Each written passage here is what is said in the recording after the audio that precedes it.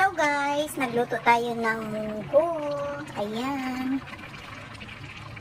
So, nilagyan lang natin ito guys ng shrimp. And then, nilagyan ko din ng sotanghon. So, kakaibang munggo.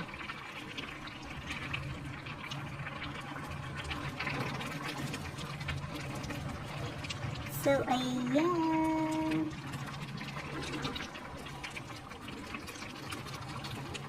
Super yummy!